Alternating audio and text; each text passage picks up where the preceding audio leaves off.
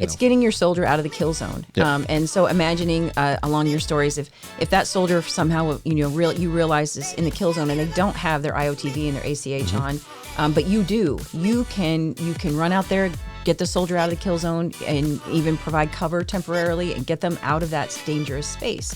And when you think of that storyline, you're like, oh, absolutely, I would step in and do that. Coming up next on the 19th ESC Every Soldier Counts podcast, we talk about Sexual Assault Awareness and Prevention Month. Wherever you find American troops today, you'll find the men of the Transportation Corps. Enough and on time. That's the story we tell you today. The story of the Army Quartermaster Corps. These youthful servicemen are members of the Army's Military Police Corps. One of the most important forces behind the line, the Army Ordnance Corps. Hello and welcome back to another episode of the 19th ESC Every Soldier Counts podcast. I'm your host, Kevin Bell. Normally, we have Major Starnes in here, the PAO for 19th ESC, but he's out and about doing Army things, so you get to hang out with me for a bit. This month is Sexual Assault Awareness and Prevention Month. Every April is, and because of that, we actually decided to bring in our sharp professionals. We have Miss Bethany Cortes, Mrs. Bethany Cortes. Your husband probably won't be too happy with that. Mrs. Bethany Cortes, she is the 19th ESC Sexual Assault Response Coordinator, and we have Sergeant First Class Korina Marquez, who is the Area 4 SARC. Hey, thanks for coming in. Thanks for having us. Thank you. Sexual Assault Awareness and Prevention Month. Can you explain to our audience what that is? I mean, I know most of us who work with the Army, work around the Army, know what it is. But for somebody maybe listening at home that doesn't know what it is, this is new to them. What is that, Bethany? Sure. So the acronym is SAAPM or SAPM, and it's the abbreviation for Sexual Assault Awareness and Prevention Month, as you already stated. But it's recognized in April by both civilian and military communities. And the Department of Defense observes SAPM by focusing on creating appropriate culture events that eliminate sexual assault and reporting, supporting the report and the commitment for all service members.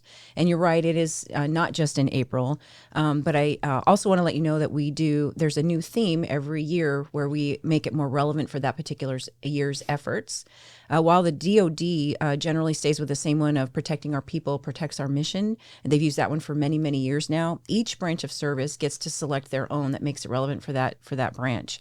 And this year, the Army's theme for our campaign is Intervene, We Are a Team, There is an Us in Trust, Can They Trust You?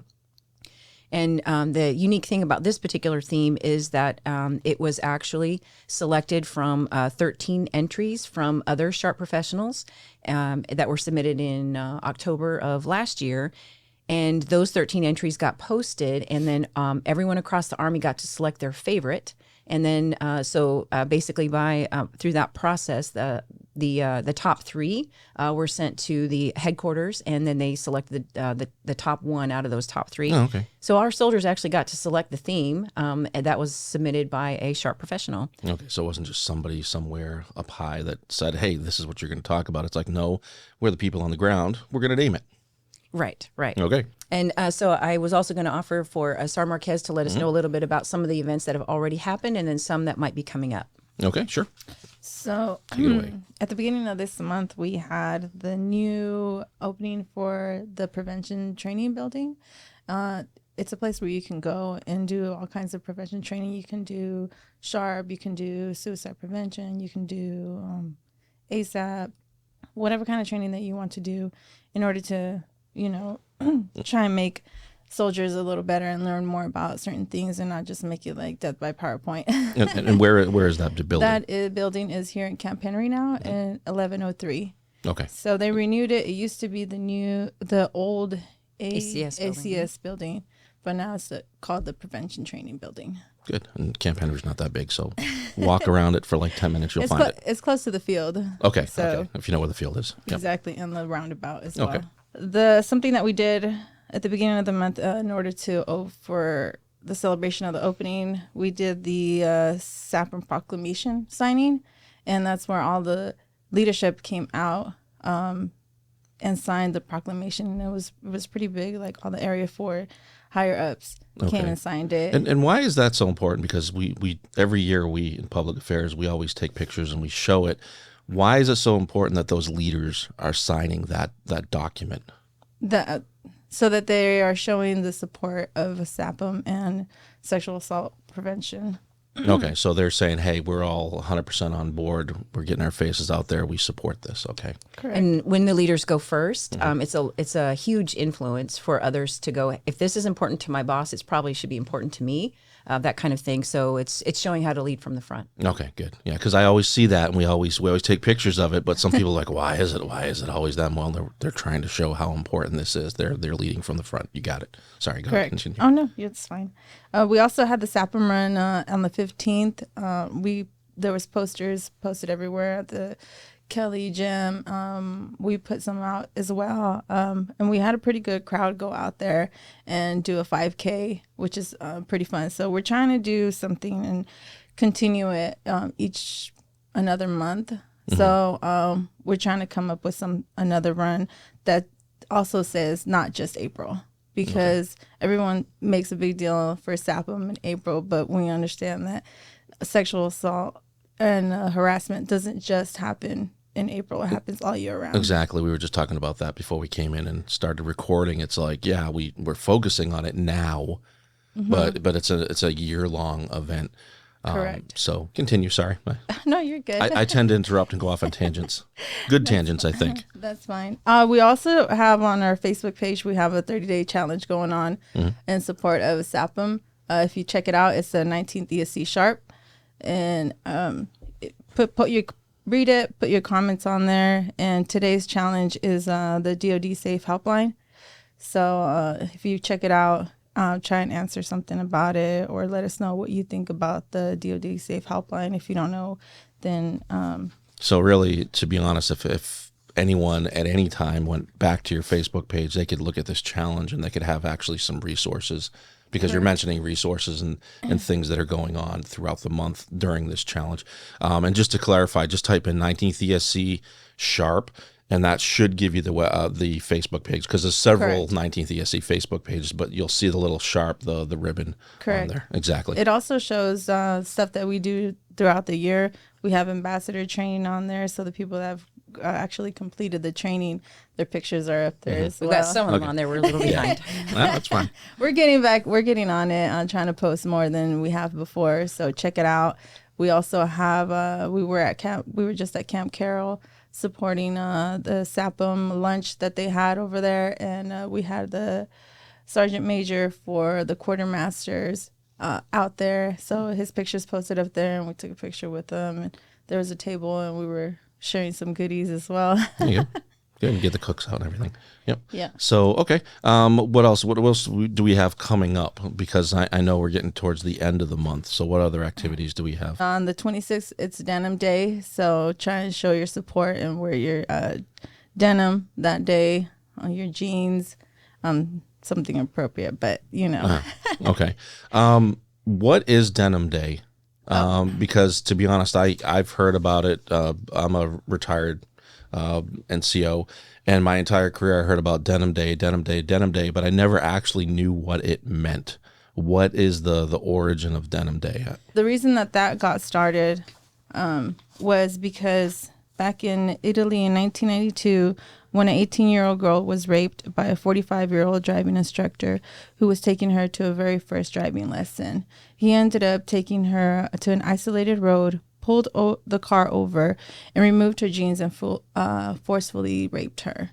So after that, she did report the rape, and he ended up being prosecuted and went to jail. But then a few years later, he ended up appealing the case.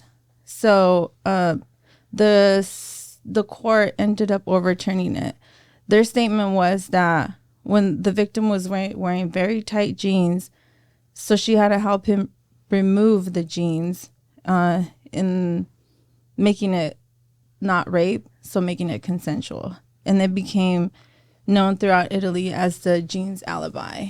Okay, and then of course protests started, and a lot of folks were like, this is crazy, this is outrageous, and that's where it kind of came from, right? Correct. When they found the Italian parliament found out, and they launched a a protest wearing jeans on the steps of the Supreme Court.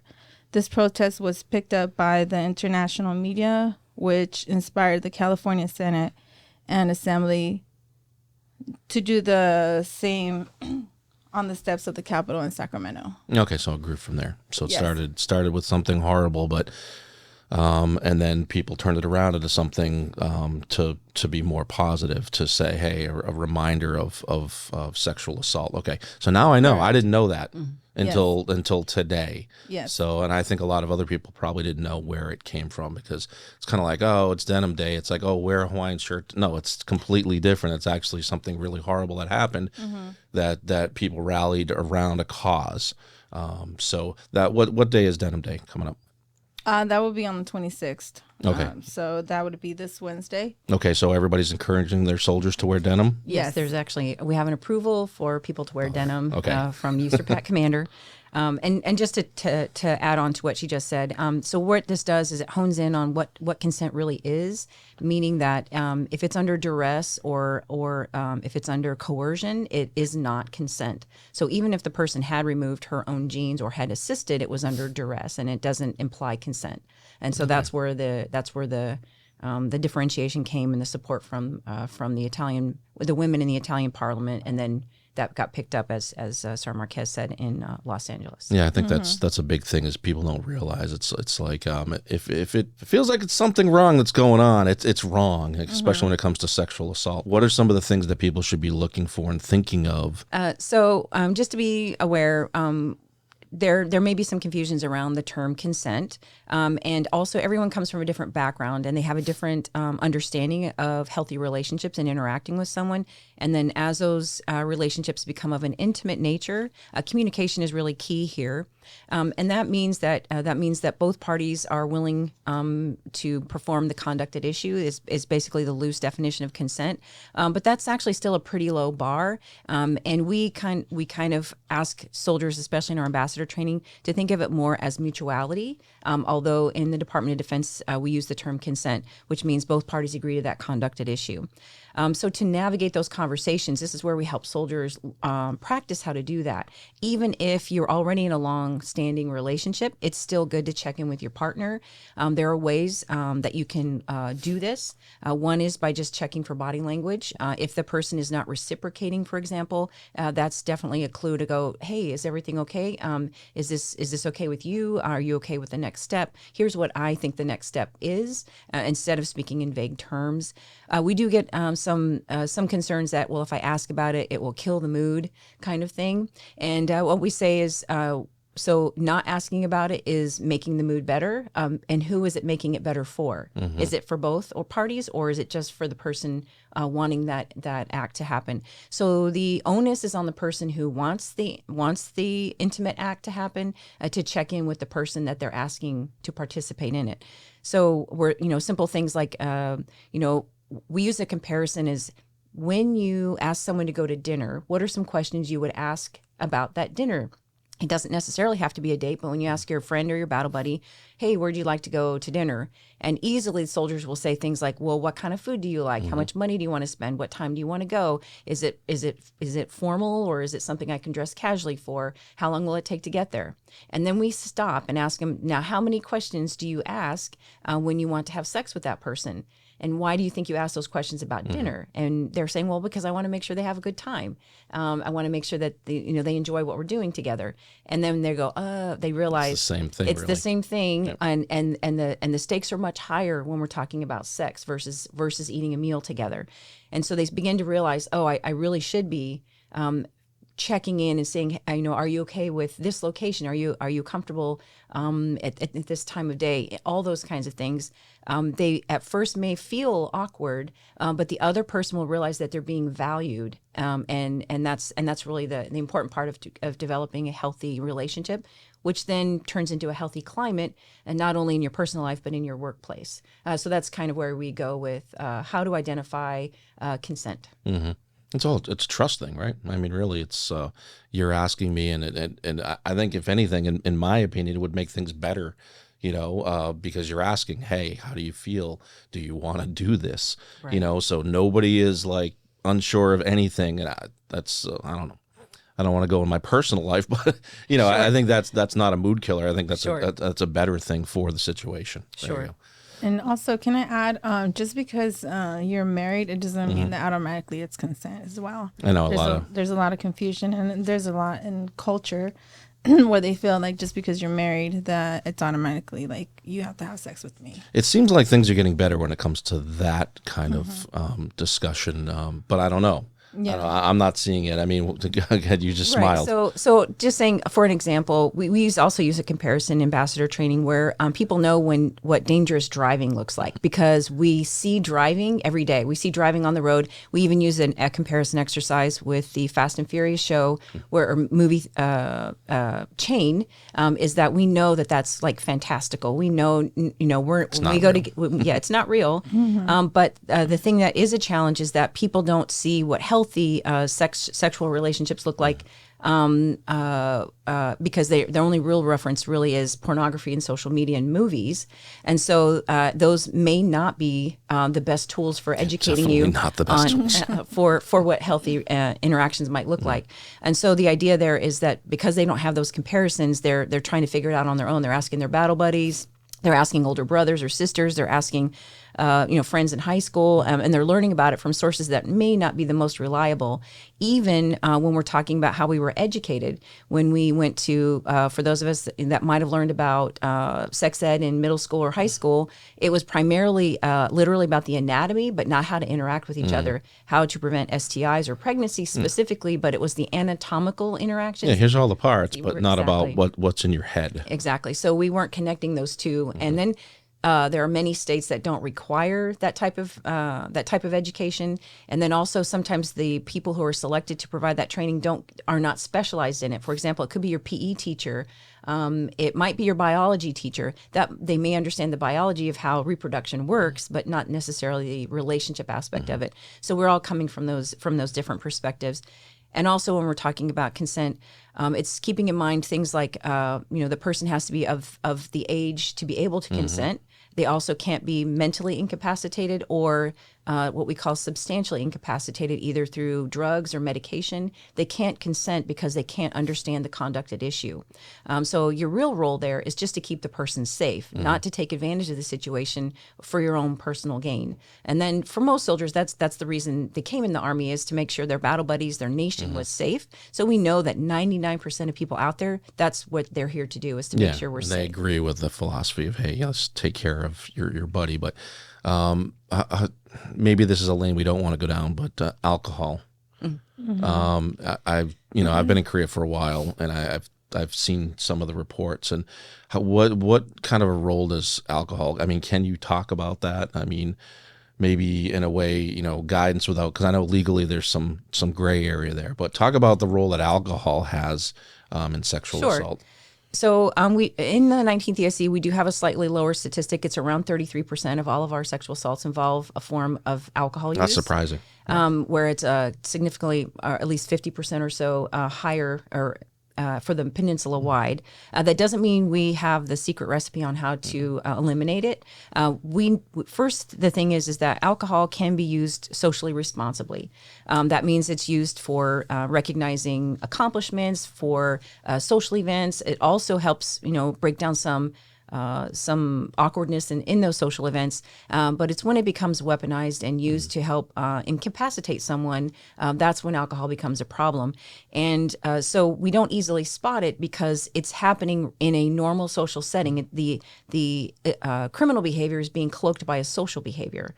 And so we have to learn how to cue in if somebody's I don't want to say forcing, but continuing to encourage someone to drink beyond what they want. And you don't know you have a new soldier. You don't know what that soldier's limit is. Right. One drink could be that soldier's limit, so you don't Exactly. know. Right. Oh, I thought she was fine. No, she wasn't fine. Right. And also know that sometimes we have our filters on where we don't recognize that maybe it could be the same gender, meaning two males or two females, and we might be thinking, only sexual assault only occurs between a male and a female, when we know that's not true. In fact, in the military and in the Army specifically, there are more male victims of sexual assault than female. I was not aware of that. There are just less reports of it. Because it's a male thing, yeah. Male stigma for that. So when it comes to alcohol, you can have as many risk mitigations as you can in place, but really it boils down to the responsible use of alcohol, having your battle buddies around, and watching that you're not being isolated. But these again are just risk mitigations. But really, the prevention is if the person with the idea to have sex without consent doesn't actually commit the act. The prevention comes from the person not being a perpetrator, and not from you putting everything in place to try to prevent it, because you can still put everything in place and still become a victim of sexual assault. The real answer is to remove the perpetrator's thinking that this is okay from the equation in the first place. So it does play a role, but it's not something that automatically guarantees sexual assault, but it does mean that you need to be aware of your situation. What are some of the things? I mean, we kind of talked about, we've got sexual assault awareness and prevention month. We're having all these events this month. What are some of the things that the Army is doing to help stop sexual assault? I mean, there are new programs in place, and maybe I'm going down a lane that maybe you don't want to talk about. Oh no! So I will say that the SHARP program is undergoing a very, very profound restructure, and one of those things is having to do with building what's called a prevention workforce and a response workforce. So what's happening is the Army is training personnel to be prevention-based, and that means that they are going to be advisors to commands about prevention strategy, because even though the word prevention is in the acronym SHARP, specifically our SHARP professionals are trained in response, not so much in the prevention aspect. And so now the Department of Defense has rolled out these positions, which are prevention integrators, that will measure what we're trying to get after and develop a way to change the climate in short, in your face kind of ways, as well as in long-term kind of ways. That's good. So before it was like, okay, let's deal with it after the fact. And now it's like, no, let's not have an after the fact. Right. And so one thing they're introducing is something called the social ecological model, and it's common in Please explain that. social work settings. Okay. So what that means is we're talking about, and the Army has touched on this a little bit with the graphic training aid that shows the individual's responsibilities. So it starts with the individual, then the social network, the community, and then society at large. And so what we're talking about is we're looking at individual attitudes and behaviors. That's where all of it starts at the individual person. So for us in the military, we're talking about the individual soldier or family member or DA civilian or Korean national or a KGS employee, anyone that we work together with. And then the social network, which is basically extends us a little beyond us, which means our peers, our friends, families, and our relationships. And then the next layer is community. So it's the unit and the organization for the military. So basically, the unit and organization is the climate, and the Army is the culture. So it's putting those two things together. And then the last layer is society. So basically, the nation. So we're basically breaking it into parts and then looking at how can we affect each of those parts? So that's the basis of the socio-ecological model. With this prevention model, we're really focusing on the interactions between those levels, how one level impacts another level. So it's another analogy is we don't notice the water we're swimming in because we're always in it. So we don't realize whatever that water is might be healthy and it might not be healthy because it was always there. So that's where for example, the society and community come in because they are the water that we're swimming in. And, is that water clear? Is that water full of garbage? That kind of thing. It's understanding what are we in. And then once we understand what we're in, we can start addressing them. Okay. So it's basically understanding the relationships between those levels. And everybody has a role in it. That's the important thing, which is good, because it's always been like victim, perpetrator. Now it's like, no, it's like we all have a role. And I mean, I think SHARP over the years, you've always said, hey, don't stand by, don't be a bystander, that kind of stuff. And we still have that kind of stuff that we're talking about, but more of a larger society kind of think, I guess. I don't know. I didn't really explain that really well, but okay. but you did. But I was also going to say on that note, there are things when you mention bystander, there are things called the bystander effect, and we do dive into a little bit with ambassador training, but it's to help people understand that we're not trying to put like a guilt trip on anyone, but there's actually a phenomenon that's known as diffusion of responsibility and pluralistic ignorance. And so they're just natural things that people do in order to ensure their own survival. But as soldiers, we're asking you to overcome this to protect the person that's being targeted. So, for example, diffusion of responsibility is basically when someone's less likely to take responsibility because they're already in a larger group and they think someone else is already going to do something about it. And or I know someone else witnessed this, so I don't need to act. So we know the fewer people that are involved, the more likely one person will step forward and do something. But the greater the group that witnessed that particular event, the less likely someone will actually render aid. And then with pluralistic ignorance is kind of the way I like to explain this one is, if you are at a lecture and the professor has been talking for the last 30 minutes and then he stops and says, "Okay, does everyone understand what I just said?" And you're like, I have no idea what you just said, but you look around and no one else is saying that they didn't get it either. But you don't want to be the only one that says, "Oh, I have no idea what you just said." Yep. So you walk away thinking everyone else understood. And they did. And they didn't. Yep. And so you choose to do nothing also because you don't want to stand out. So we call that pluralistic ignorance. And we know that those two phenomenon are what create the bystander effect. And so what we're asking, and the word bystander sounds passive already. So we're asking you to be an active bystander or an upstander. So we do understand there's a lot of different words out there, but we're trying to get to the part that motivates someone to take action. And so it's that obligation. Yes, I see it's a problem. Now I need to do something with that problem. And then we give you the tools like using the direct, distract, and delegate options. If you're seeing something start to unfold that looks troublesome, you can use those 3 methods. And then lastly, you can follow up with that person. If you couldn't prevent the act, or maybe you found out about something that was troubling or an unsafe act that happened to that person, you can follow up with them afterwards. And that means that checking in on them, hey, I'm sorry I wasn't there, but is there something I can do for you? What can I help you with? And then we do talk about also in our ambassador training how to support that survivor. What are some helpful things that you can say? And mostly it's about just being present and listening without judgment. So I know I covered a lot of ground there, but just saying that we know that it's against our human nature not to intervene because we want to preserve ourselves, but we also know soldiers are up for the task. Yeah, I mean, I kind of, as a retired soldier, I kind of think of, okay, if you were downrange and you're holding a position and you're the only guy that sees the enemy shooting at you and nobody else sees the enemy, are you going to say nothing? Right. No, you're going to say something and you're going to do something because you want to protect your buddies around you. It's getting your soldier out of the kill zone. Yep. And so imagining along your stories, if that soldier somehow, you realize is in the kill zone and they don't have their IOTV and their ACH on, but you do, you can run out there, get the soldier out of the kill zone and even provide cover temporarily and get them out of that dangerous space. And when you think of that storyline, you're like, oh, absolutely, I would step in and do that. So why aren't people doing it now? And that's exactly the same thing, only we're asking you to do it in the workplace, in a social setting. Even, it may not be a social setting, it could be a professional setting. It's the same thing, only it's not live rounds being fired at you. It's someone's taking control over someone else through the use of sex, because it's not actually about sex. It's just the modality that's used to apply control over someone else. Okay. A lot of stuff here.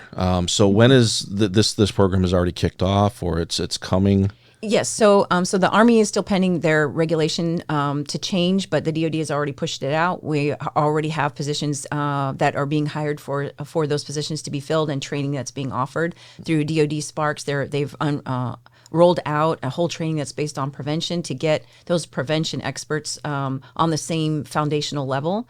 So it's already being rolled out, and we're just pending the Army's regulation, but the DoD has already got it going. All right, so you're going to be getting some more help soon, yes, which is good. Well, not just you, all of us in the unit are going to be getting some more help. As we move forward and SAPA month is over, what do people need to continue to do? So we like to refer to the continuum of harm chart, and it basically helps give you guidelines on what is considered green behavior, and then there's a red line, and then all the behaviors after that are typically either a policy violation or a criminal act. And we're encouraging you to be on the lookout for, number one is promote the promote the positive climate first. And so what does that look like? That means communicate with your battle buddies. That means show dignity and respect with your battle buddies. It does mean suspend judgment. It does mean that everyone's allowed to their own personal opinion, as long as it's not violating Army policy and it's not in violation of good order and discipline. They can have differing opinions without being disrespectful. We also mentioned, for example, that there is such a thing as healthy conflict. Healthy conflict, even in personal relationships, means that you can disagree about something, but you still hold respect for that other party. And healthy conflict is great because that's how we get ideas to come together, and we can figure out how to move forward. Because just going with one person's idea does keep the way forward very narrow. And we want to pull from our diverse group of people in our organization, and that's one way that we can do that. So to encourage people to consider using the continuum of harm chart as sort of the guidepost, allowing space for people to express their concerns. That means listening. A lot of people out there think that they're really good listeners, but if you really try, you'll find that you might fall into a pitfall about listening. For example, you're already preparing your answer while someone's still talking. I know I do this, which means I probably missed something I'm doing it right now. that person said already. I'm not really fully engaged. And sometimes silence is communication and is sometimes what is needed. We don't have to fill the space with communication if it's not needed at that time. It's just giving that person a safe place to express themselves, or maybe to just sit with someone. Here, what I would also offer is to leverage empathy.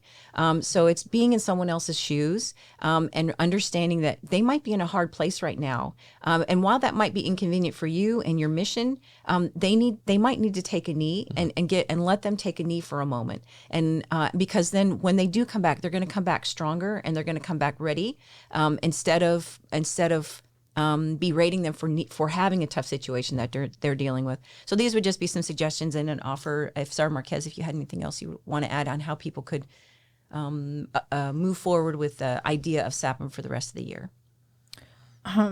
Just, continue to know that it continues to happen all year round. And when you go out or you're in the workplace, and just look around and see if you notice anything that could be considered like sexual harassment, because sexual harassment does lead into sexual assault. Not every case, but most of the time. And in order for us to have a healthy work environment, we need to continue to try and prevent all those things and stop it, ahead of it. Because I like doing, being an advocate, because when I was coming up in the ranks, there was a lot of like sexual harassment going on. And I mean, it happened to me, like sexual harassment, but I didn't know that I can go to somebody and be like, hey, this person needs to like stop doing that. I would tell them, but they would think that it was a joke or something. And it happens every day. And we're here to help you out and let you know that you're not alone. So, and then there's also, if you don't feel like comfortable coming to us, there's also the DoD Safe Helpline. And that is something that you can call and ask questions and tell your story. And it's anonymous. They're not going to ask you like about you, your rank, or where you work, or anything like that. And it's for all DoD community, anyone is affected by sexual assault. And the phone number is 1-877-995-5247. And there's also a website, it's safehelpline.org. Or you can call our USFK 24/7 Sharp hotline. And that is DSN 158, or the commercial is 0503-363-5700. Yeah, and you can just look that up on Google. That's how I found the number last time we did a Sharp event. So anything else you want to add before we close out? I mean, a lot of good information here. On what Sergeant Marquez was saying is it's noticing the subtle things first, because if we let those things slide, we're saying we're okay with it. And I have mentioned this. Silence is consent. That's what I've heard before. Right, and except in Sharp, it's not. That's true. That's exactly. It's a common myth. And I do like the statement that the standard you walk past is the standard you accept. And so we're asking you not to walk past that anymore. And I like to leave people with the idea of a challenge, in that I challenge you to do the right thing. And then leaders, I challenge you to catch someone doing the right thing. And that doesn't necessarily have to be related around protecting someone from being a target of sexual harassment or sexual assault, but doing the right thing and promoting dignity and respect and a healthy working relationship where everyone can meet their maximum potential in the workplace. So, and then if we do that and we uphold our Army values and understand how to operationalize them, then that would create a space where everyone can meet their maximum potential. There we go. Yeah. And really, it's just the workplace. You're a professional, no matter where you're at. You're at work, no matter if you're flipping burgers at McDonald's. It's a workplace, and you need to be professional. I think some people get really comfortable with other people because I'm around you all day, and they think, oh, I can say and do certain things. It's like, no, it's like, you are a professional. Keep it professional. Correct. If you don't stop it, if you feel uncomfortable as soon the moment they say it and you don't say something about it, it's going to continue to happen. So speak up, try and speak up for yourself and stand up and say something, or stand up for somebody else and say something. Okay, now if anybody needs to get a hold of you, they can find your contact information on the 19th ESC website, and you can also find them on the 19th ESC Sharp Facebook page. But you can go to the website and you can find both, because we also link to your Facebook page. Anything else before we let you go? No. Okay. Thank you for coming in. A lot of really valuable information. And thank you for listening. That'll do it for this episode of the 19th ESC Every Soldier Counts podcast. We'll talk with you again next time. We're out.